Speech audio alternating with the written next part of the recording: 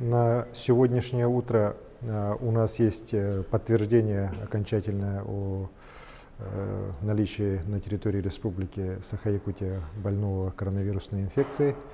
Вот по генеральному директору ЯТЭКа анализ подтвердился. И сегодня у нас еще есть 6 человек, у которых анализы, взятые здесь на территории города Якутска, лаборатории Роспотребнадзора, они показали предварительный положительный результат.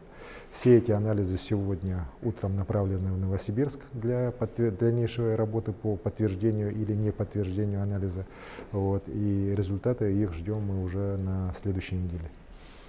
Конечно же, понимая всю ответственность ситуации, мы уже с позавчерашнего дня ведем работы по изолированию лиц, имевших контакты с больным и предполагаемыми больными.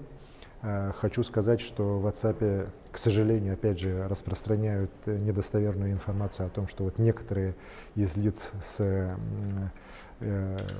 пока еще не подтвержденными положительными результатами покинули территорию республики, находятся в районах и так далее. Это вранье. Все эти лица находятся уже в больнице на строгом карантинном режиме, и уже сегодня многие проходят курс лечения.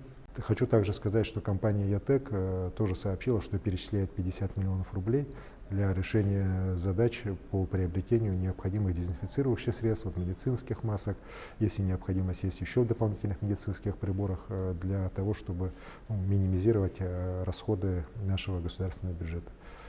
И я считаю, что это тоже очень важный шаг, показатель ответственности компании за сегодняшнюю ситуацию. Сейчас осталось порядка еще 60 работников ЯТЭКа из более чем 100, из тех, кто контактировал непосредственно с больным и предварительно с лицами, имевшими предварительный такой положительный результат по анализам. Эти 60, я думаю, что в течение сегодняшнего дня или сами обратятся в органы здравоохранения, или уже наши бригады медицинские смогут на них выйти, и они тоже будут помещены не в больницу, а в обсерватор, где уже в дальнейшем пройдет их тестирование и проведение анализов на наличие и неналичие предварительно коронавирусной инфекции. Еще раз обращаюсь к тем работникам ЯТЭКа, которые сегодня еще пока не вышли на связь, с просьбой в ближайшее время это сделать, так как это нужно в первую очередь вам и вашим родным и близким. Потому что ситуация, еще раз говорю, она вызывает очень серьезные у нас опасения по возможности заражения этих людей от тех лиц, которые сегодня уже подтвержден анализ коронавирусной инфекции или которые могут подтвердиться уже в ближайшее время.